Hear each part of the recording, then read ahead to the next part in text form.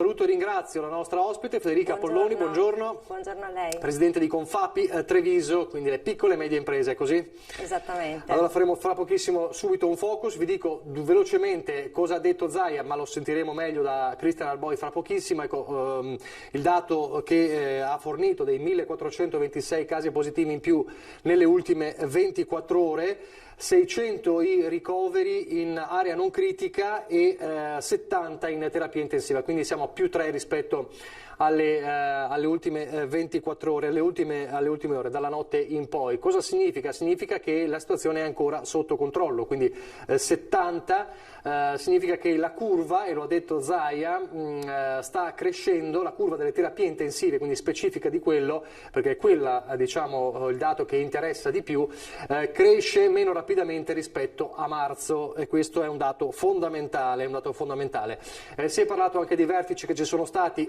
con il governo, quindi con il ministro Speranza, al quale è stato ribadito l'appello di poter utilizzare e sbloccare tutte le questioni relative alla privacy per poter usare la app Veneta, il tracciamento, diciamo, la biosorveglianza, quindi con l'app Veneta Zero Covid Veneto, e poi il vertice appunto con i direttori, i dirigenti della sanità per fare il punto, per arrivare anche a una provincializzazione di quelle fasce che abbiamo mostrato nel piano di sanità pubblica. E poi anche l'annuncio sempre dal governo con la protezione civile nazionale che verranno distribuiti 200 squadre dell'esercito tramite la protezione civile nazionale nelle varie regioni, sono 20 in Veneto, per poter fare tamponi rapidi, per poter fare i tamponi ai drive-in, quindi aiutare quella che è l'attività di monitoraggio con i tamponi. Allora, Federica Polloni, mentre aspettiamo di collegarci con Christian Arbeit, la prima cosa che le chiedo è, noi ci chiediamo sempre queste conferenze stampa, insomma anche le parole del governatore, cosa diciamo, che riflesso hanno sulla gente, ma sulle imprese, ecco, cosa dite? Beh, credo che sia fondamentale riuscire a mantenere un punto di comunicazione che sia univoco, chiaro e in questo momento anche rassicurante nei confronti della popolazione e delle imprese, che ne sono assolutamente un riflesso, perché le imprese sono fatte di persone. E siamo sicuramente in una fase di picco, i numeri parlano chiaro e parlano in maniera da doverci richiamare fortemente a un principio di cautela. Dobbiamo essere sicuramente lucidi, non dobbiamo farci prendere dal panico, perché questo scatenerebbe sicuramente una reazione difficile poi da contenere. Le chiedo soltanto di essere più, diciamo, di guardare più verso quella che, eccolo, certo. Perfetto, si può pure girare, ma se resta troppo girata poi vediamo il suo profilo, che è bello, Nessun problema. Ma è meglio così, diciamo, televisivamente parlando. Allora, state sentendo, insomma, immagino anche quello che arriva da Roma. Si sta cercando di evitare il lockdown, ovviamente, però si attende di capire anche i prossimi giorni cosa porteranno. Conte ha detto siamo pronti a nuove misure, peraltro Zaia ha detto abbiamo l'ordinanza, la famosa ordinanza su nuove misure restrittive che riguarderanno però assembramenti e mascherine, è pronta, ma non la diamo oggi perché aspettiamo di capire cosa farà il governo. È chiamato, probabilmente si attende nel weekend qualche novità dal governo, quindi per evitare anche di sovrapporre, di creare confusione. Però si dice che il governo sta attendendo una settimana, 10 giorni per capire se è fattibile creare dei lockdown morbidi. Bisogna capire cosa significa lockdown morbido, ma voi imprese ci può dare un focus delle piccole e medie imprese al momento? Allora, quello che accade, e ce lo dice anche un rapporto statistico della Regione Veneto, e parlo appunto della nostra regione, è che comunque a fine settembre abbiamo registrato la perdita di 44.500 posizioni di lavoro. 44.500? Esattamente, quindi un dato assolutamente negativo rispetto allo stesso periodo dell'anno precedente, che poi si è concentrato molto su alcuni settori, che sono quelli che sin dall'inizio erano stati identificati come i settori che sarebbero stati più colpiti dal lockdown e dalla fase di ripartenza. Sto parlando del turismo, sto parlando del commercio al dettaglio, ma anche della metalmeccanica e della logistica. Questo perché? Perché la nostra è una regione a vocazione turistica e è una regione che si è aperta molto nei rapporti anche verso l'estero, quindi la riduzione della mobilità nazionale certo. e internazionale sicuramente ha inciso su questo dato. Siamo di fronte chiaramente ad una pandemia che ha colpito duramente il nostro sistema economico e le nostre imprese. Nel 2009 stavamo registrando nuovamente un massimo livello occupazionale, quindi stavamo ritornando sui valori pre-crisi del 2008, oggi chiaramente siamo al di sotto di questi valori. Quindi un lockdown morbido che cosa può comportare? Dobbiamo dire che come piccole e medie imprese abbiamo messo in campo tutte quelle che erano le energie che avevamo a disposizione per reggere e reagire a questa crisi e oggi stiamo in qualche modo cercando di recuperare quelle che sono le posizioni che abbiamo perduto. Un lockdown morbido inciderebbe sicuramente in maniera negativa sulla nostra capacità di risposta. La questione è che il diritto alla salute va tutelato e noi ne abbiamo il massimo interesse, ma va tutelata anche la continuità lavorativa. E dobbiamo fare riferimento soprattutto a quello che è il rispetto dei protocolli e a quella che è un'azione solidale di partecipazione a quelli che sono gli atteggiamenti che possono ridurre i contagi e questo è determinante. Quindi in azienda rispetto dei protocolli e quello che sentiamo come imprese è anche di avere in qualche modo un ruolo importante nel sensibilizzare la popolazione lavorativa nei comportamenti che si tengono al di fuori dell'impresa.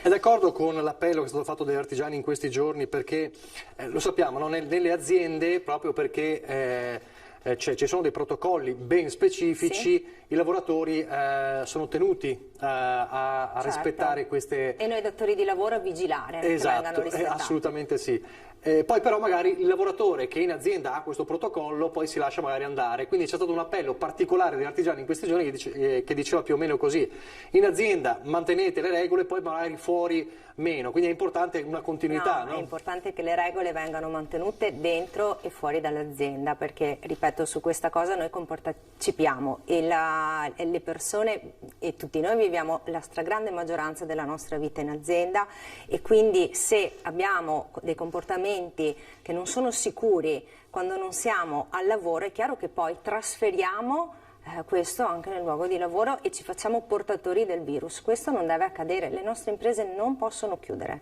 perché reggono il sistema sociale, quindi la chiusura delle imprese oggi insomma potrebbe aprire uno scenario catastrofico e non dobbiamo arrivarci. Credo che tutto quello che stiamo facendo come imprese, come associazione di categoria e quello che è fondamentale che facciano anche le istituzioni e che chi ci amministra è mettere in campo le misure che non ci facciano arrivare a un secondo lockdown.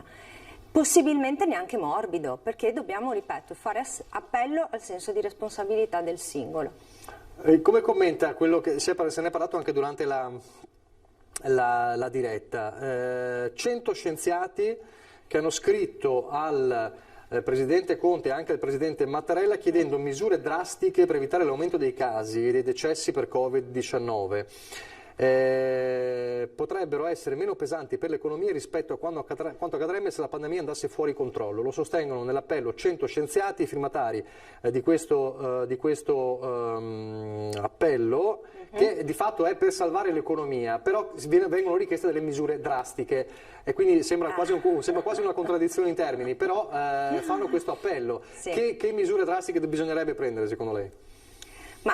Allora, parto dal presupposto che ho assistito all'intervista del governatore poco fa e mi trovo molto in linea con quello che ha risposto a una domanda molto simile.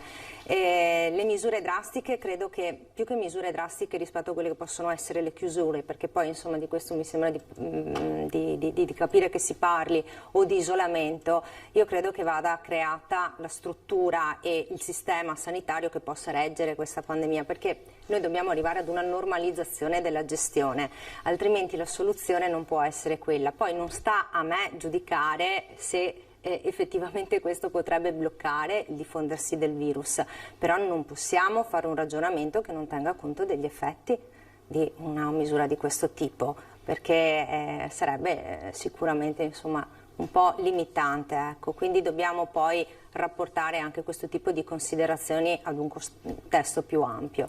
È giusto che però lo dicano chiaramente. Certo. Lei ha parlato del focus fino ad ora, quindi sì. 44.500 posizioni lavorative che non ci sono più di fatto. Esatto. Questo è quello che abbiamo alle spalle. Quello che abbiamo davanti, l'autunno, come lo vedete? Qual è il settore che potrebbe andare in maggiore criticità, stante il fatto che nell'estate inevitabilmente il turismo è quello che ha avuto più situazioni difficili? Potrebbe restare sempre il turismo o ci sono altri settori che potrebbero andare in crisi in autunno? Certo, come dicevo, il turismo forse in questo momento ha cercato di recuperare posizioni e chiaramente avrebbe potuto realizzare quelle che erano le performance migliori nel periodo che abbiamo appena trascorso. Una riflessione va a quelle che sono le aziende produttive che abbiamo citato prima e soprattutto il commercio al dettaglio con l'avvicinarsi di quello che è il periodo natalizio. Quindi sicuramente un momento che potrebbe aiutare molte attività a registrare. Quando avete sentito il lockdown a Natale, cosa vi è venuto un brivido? Assolutamente, assolutamente, perché questo potrebbe ancora impattare. Poi rispetto a quella che è anche una visione dell'andamento del mercato, ci sentiamo di dover essere molto cauti, perché ricordiamoci sempre che attualmente ci sono ancora 2 misure in vigore fino a fine anno, che sono il blocco dei licenziamenti per motivi economici e l'estensione del periodo di cassa integrazione. Quindi questo sicuramente un po'... Su questo, per esempio, gli industriali insomma, sono molto critici con i sindacati e vorrebbero lo sblocco. Voi cosa dite? Allora, non è difficile, non è facile esporsi a questo proposito perché, ripeto, l'azienda e l'impresa ha sempre anche quello che è un ruolo determinante nel sostenere il sistema sociale. Certo. Quindi sicuramente diciamo che la situazione è diversa la situazione per le imprese di un certo livello che rispetto alle piccole e medie imprese dove sì, diciamo... nella piccola e media impresa poi il collaboratore insomma, diventa una parte integrante, certo. È un valore a volte irrinunciabile perché penso soprattutto alla manodopera specializzata che è insomma una manodopera che si crea e si forma con grande investimento da parte dell'imprenditore, quindi non è proprio facile.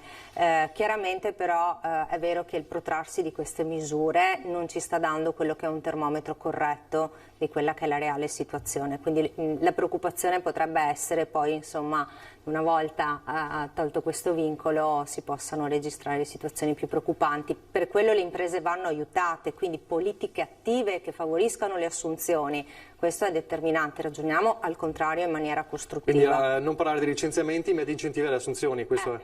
Sì.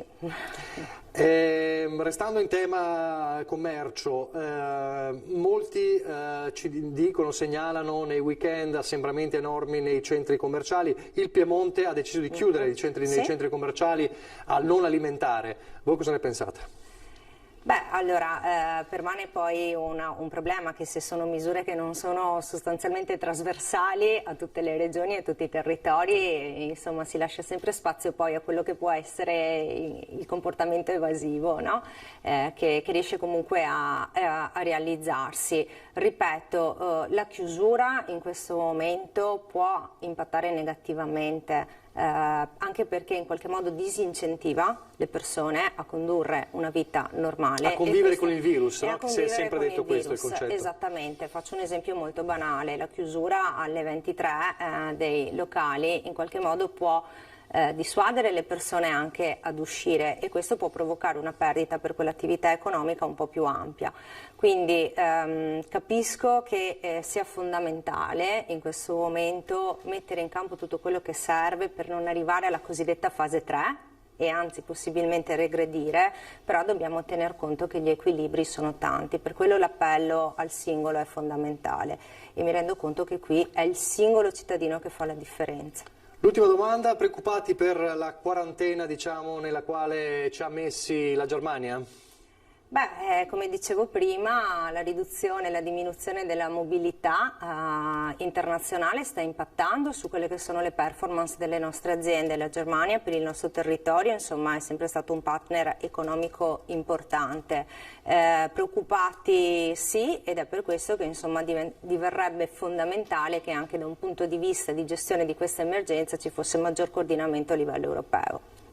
Benissimo, grazie allora, grazie a Grazie Federica Polloni.